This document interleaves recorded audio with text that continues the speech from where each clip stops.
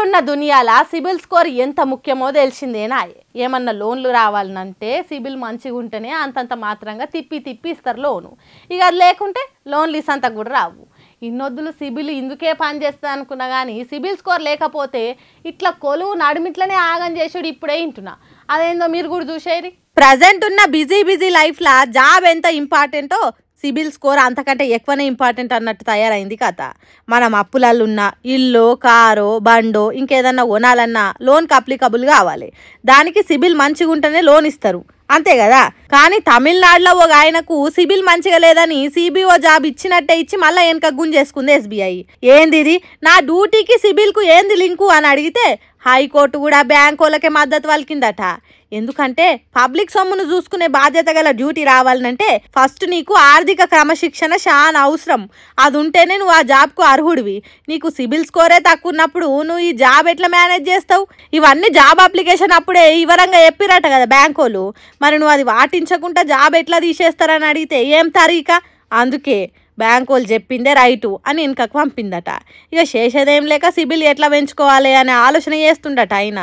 చూసిరు కదా ఎట్లా ముడిపడి ఉన్నాయో జాబులు. ఉత్త బ్యాంక్ వాళ్ళకే కదా అని మీరు ఎట్లా పడితే అట్లా పెండింగ్ బిల్లులు జమ చేసుకొని సిబిల్ స్కోర్ ఆగం చేసుకోకుర్రి. ఎన్నట్టుకున్నా దేనికో దానికి సిబిల్ స్కోర్ అక్కరకు వస్తుంది. ఇక రాను సిబిల్ లేకపోతే మనిషి బతుకుడే కష్టమయ్యేటట్టు కొడుతుంది కదా అని నారాజు అవుతురట పబ్లిక్ అంతా. ఏం కాలమో ఏమో. మొన్ననే ఏడాది పూర్తి చేసుకున్నది ఏపీలో కూటమి ప్రభుత్వము. సీఎం, డిప్యూటీ సీఎంలు రాష్ట్రాన్ని జోడెడ్ల తీరుగా డెవలప్ చేస్తామన్నట్టు చెప్పిండ్రు. అన్నట్టే ఇప్పటి వరకు అయితే ఏ మనస్పర్ధలు లేకుండా అన్నదమ్ముల తీరుగా పరిపాలన చేస్తున్నారు. పవన్ కళ్యాణ్కు ఇలువ కొద్దిగా ఎక్కువైనా తక్కువైనా ఓపికగా పాలన చేస్తున్నాడు. కానీ పవన్ తీరుగా మేమెందుకు ఊరుకుంటాం అన్నట్టు చేస్తున్నారు తన ఫ్యాన్స్.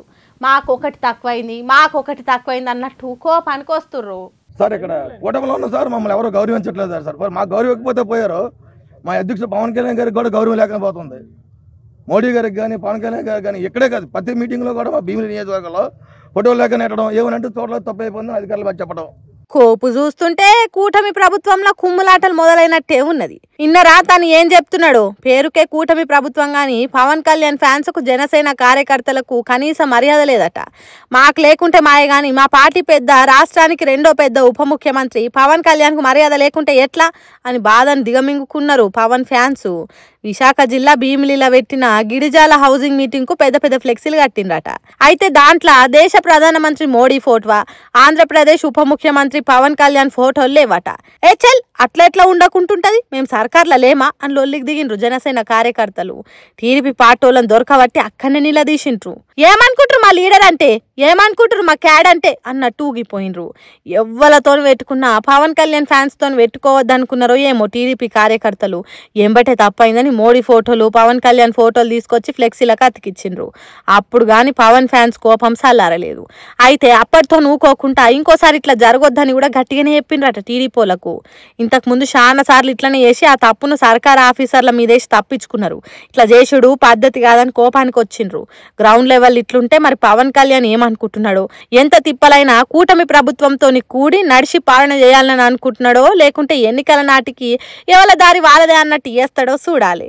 ఏమనుకుంటున్నావు మరి?